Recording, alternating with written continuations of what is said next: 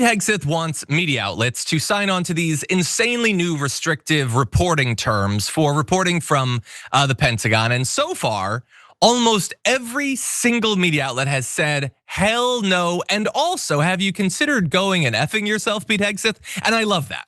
Now, unfortunately for them, he's historically not taken no for an answer, so I don't know how he's gonna respond. He usually downs a couple shots and gets really angry and handsy. We'll see if that happens.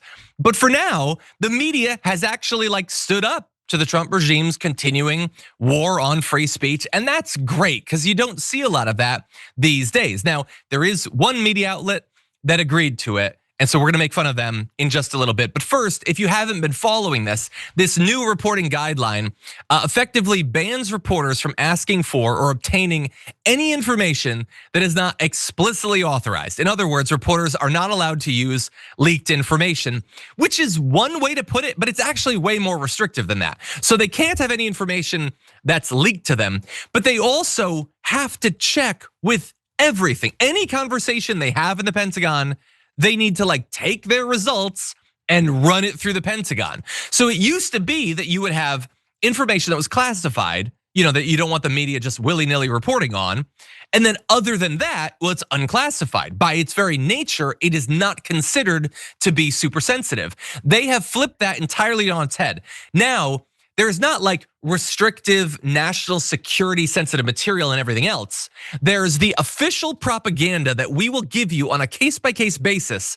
And then everything else, classified or not, we're gonna treat as the most sensitive material possible. And I know what you're thinking, there's a special layer of irony to this, that we're being told that everything is super sensitive from the guy who just invites reporters to signal chats as he live streams invasions.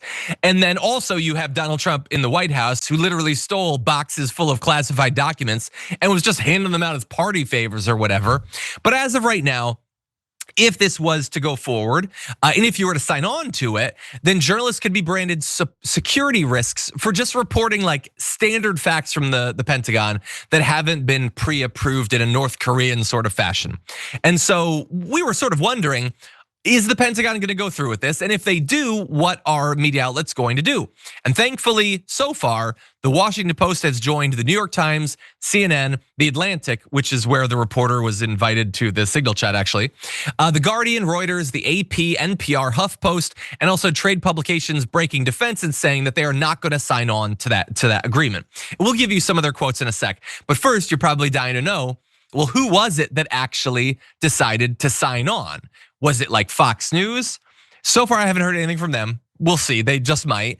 No, it was One America News has agreed to sign on to it, which I love because I'm sure if you were to go back through their archives, they probably are super about the First Amendment. Oh yeah, and also the fake news. The media is just full of fake news. You need authentic, hard-hitting news, not fake news. Meanwhile, they just bow down and suckle at the boots of Pete Hegseth.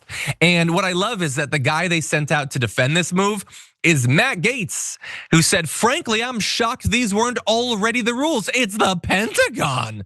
OAN is happy to follow these reasonable conditions grounded in care for our national security.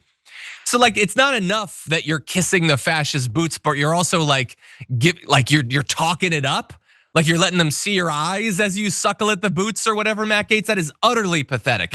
Nobody who would claim to be a journalist or whatever should willingly sign on to this stuff. Now, I don't know what happens for those who don't from here. I guess they just literally can't report from the Pentagon anymore.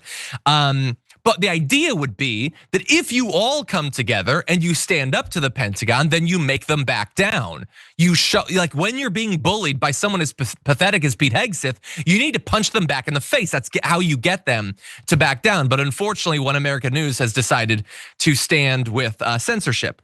And so here is what I believe this is a reporter for the Guardian said. The proposed restrictions undercut First Amendment protections by placing unnecessary constraints on gathering and publishing information. We will continue to vigorously and fairly report on the policies and positions of the Pentagon and officials across the government. Anyone, by the way, who does sign on to this and then does reporting, you should just assume all of this is just PR, it's just propaganda. All of it already leaned towards that, but now that's the only thing that you're gonna see from any of these. New York Times put out a statement saying the new policy constrains how journalists can report on the US military, which is funded by nearly $1 trillion in taxpayer dollars annually. The public has a right to know how the government and military are operating. I believe that. I'm sure Fox has pretended to believe that in the past. It's our goddamn government. We get to know what's going on. Now, we don't get to know literally everything. We don't get to know the nuclear codes. That's what classification levels are for, but we're supposed to know generally what's going on. And again, this is from the supposedly most transparent administration in history. What a goddamn joke.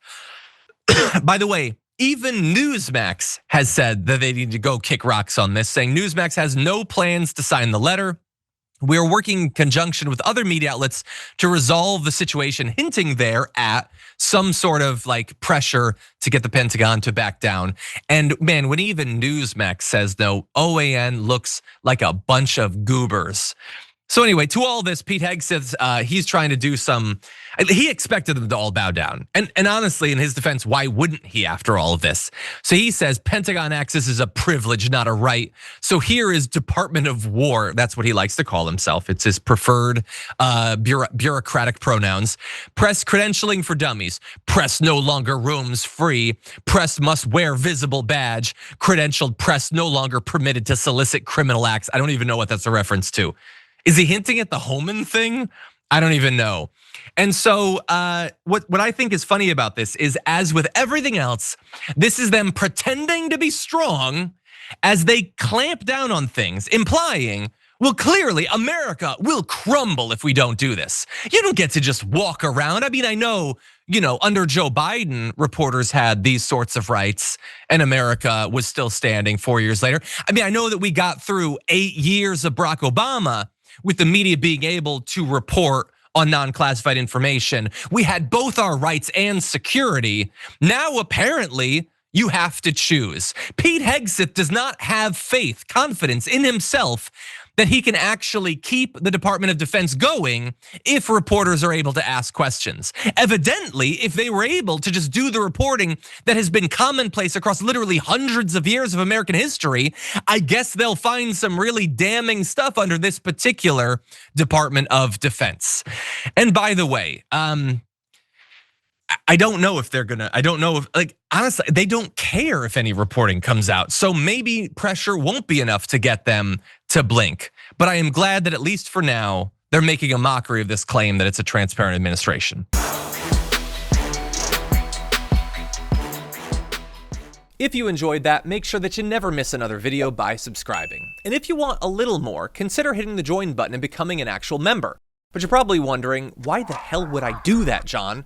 First off, calm down. The stakes in this are very, very low. But also, when you click the join button and you become a member, you get access to bonus content that I make every week, and it's a ton of fun. You get access to tons of custom emojis and more besides that. By the way, if you join at tier 3, you even get access to a monthly member hangout with myself and other awesome people, and we always have a great time. By the way, you'll get all that going forward, but you also unlock years of the back catalog. That is literally 100 or more bonus clips, top 10 lists, debates, and more. What are you waiting for? Click the join button below. Your support powers our show, and we couldn't do it without you.